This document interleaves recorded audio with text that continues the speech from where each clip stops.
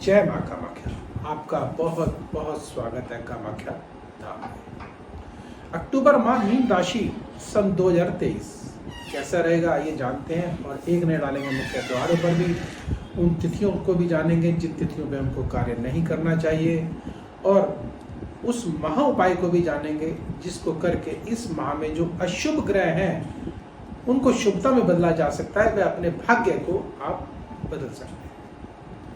सर्वप्रथम मैं माँ कामाख्या से प्रार्थना करता हूँ कि आपकी सभी मनोकामनाओं को माँ पूर्ण करे। तो आइए आगे बढ़ते हैं और जानते हैं कि मीन राशि में जो उसके स्वामी हैं वह बृहस्पति देव हैं। बृहस्पति देव वह द्वितीय भाव पर विराजित है। द्वितीय भाव जो कि धन का भाव है, कुटुंब का भाव है, और हमारे जो रिश्तेदार हैं उनका भाव है। तो निश्चित जब बृहस्पति देव यहाँ बैठे हैं तो धन भाव में बढ़ोतरी करेंगे, कुटुंब में आपका नाम रोशन करेंगे, अर्थात आपका मान सम्मान बढ़ेगा।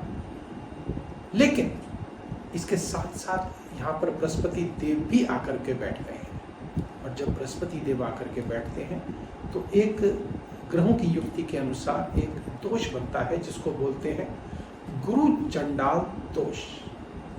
अर्थात यहाँ पर गुरुदेव भी चंडाल स्वरूप कार्य करने लग जाते हैं, क्योंकि दैत्य ग्रह राहु देव साथ में आके बैठ गए। अर्थात एक ही कक्ष के अंदर जब बैठ जाएंगे तो निश्चित कुछ न कुछ अनहोनी घटनाएं भी घटने लग जाती हैं। बृहस्पति देव ज्ञान के प्रतीक हैं, और इसके साथ साथ धन के प्रतीक हैं, धन भाव पे बैठे हैं। अब राहु देव यहाँ बैठे हैं। अगर आपकी कुंडलियों में अगर राहु देव की स्थिति उच्च की है, शुभ की है, तो यहाँ राहु देव बैठ करके आपको अचानक धन देंगे और बुद्धि में भी इस तरह का विकास देंगे कि आप स्वयं चमत्कृत होंगे कि ऐसा विकास हमने कभी सुना नहीं। मतलब कभी समझ में नहीं आया कि ये हमारे साथ क्या हो गया, कैसे ये हमारे साथ घटनाएं घट गई हैं। ऐसा होता है। राहु देव की तो माया ही यही है कि जब भी राहु देव जिस भी भाव में आकर के बैठेंगे वैसा वो फल देने लग जाते हैं। वो अच्छा देंगे, बुरा देंगे, ये आपकी जन्म पत्रिकाओं पर निर्भर करता है। लेकिन यहाँ पर यह बात तो निश्चित है कि देंगे अचानक, और आपसे ले भी लेंगे अचानक, और समझ नहीं आएगा कि ये हमारे साथ क्या हो गया है। घर परिवार में कई बार क्या होता है, बैठे बैठे कुटुंब वालों से लड़ाई झगड़ा हो जाता है, भूमि का विवाद हो जाएगा, धन का विवाद हो जाएगा, और यह स्थान मुख का स्थान है। हम कहना कुछ चाहते हैं और कह कुछ जाएंगे, ऐसा भी हो जाता है। अब इसके साथ साथ मंगल देव भी वह अष्टम भाव पर विराजित है। जब मंगल देव अष्टम भाव पर विराजित होते हैं तो मंगल देव का संबंध अगर स्वास्थ्य की दृष्टि से देखें तो रक्त से होता है, अर्थात रक्त संबंधी विकार हमें हो सकते हैं। बीपी हमारा फ्लक्चुएट ऊपर नीचे हो सकता है, और यह चोट भी हमको दे सकते हैं। तो वाहन बड़े हमको सोच समझ के चलाने चाहिए। हमारे भाई बंधुओं से, मित्रों से हमारा द्वेष हो सकता है, बिना वजह का मतभेद हो सकता है, क्योंकि साथ में केतु देव भी बैठे हुए हैं। और केतु देव बैठे हैं तो ये अचानक यह भी उतावलापन देंगे हमको, और अष्टम भाव पर बैठे हैं तो निश्चित धोखे के भी हम शिकार हो सकते हैं। ये एक आपको मैंने अभी सिर्फ 2 ग्रहों की आपको जो स्थिति है वो मैंने आपको बताई है। अगर मैं सभी ग्रहों की स्थिति को बताने लग जाऊंगा तो सुबह से शाम हो जाएगी, और अब इनकी डिग्रीज हैं, सब चीज़ें देखनी पड़ती हैं। हाँ, आइए पहले हम तिथियों को जान लेते हैं जिन तिथियों पे हमको कार्य नहीं करना चाहिए। वह तिथियाँ कौन सी हैं? 5 तारीख, 6 तारीख, 9, 10, 11, 14, 15, 16 और 23 और 24 भूल कर भी इन तिथियों को कार्य ना करें। अगर करना भी पड़े तो माँ कामाख्या का एक छोटा सा उपाय है जिसको करके आप इस माँ को मंगलमय बना सकते हैं। काम्या सिंदूर से आप सभी परिचित हैं, जो कि चमत्कारिक है, अद्भुत है। और ध्यान रखिएगा कि सॉलिड फॉर्म में यह होता है।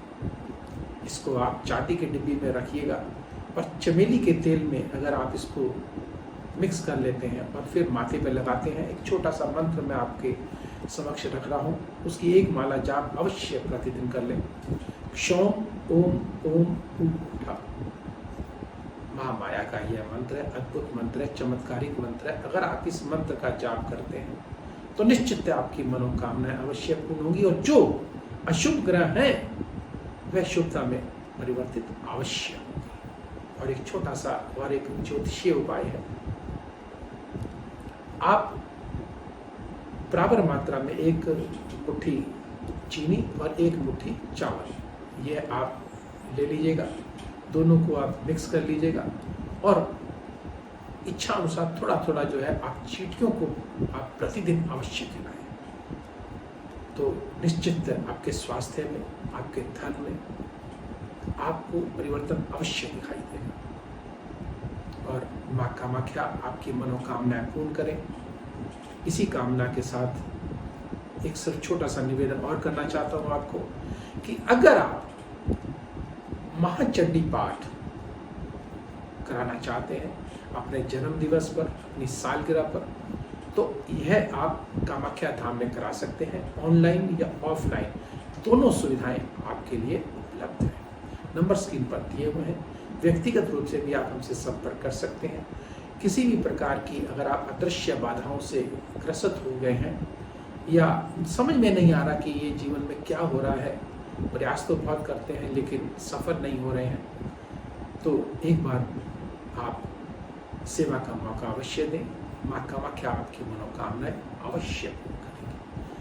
तो जाने से पूर्व एक निवेदन, लाइक करें, सब्सक्राइब करें और बेल बटन को अवश्य दबाएं, जिससे अगला वीडियो आपके पास सबसे पहले पहुंचे और आप लाभान्वित हो सकें। तो अब मुझे दीजिए आज्ञा। जय माँ कामाख्या।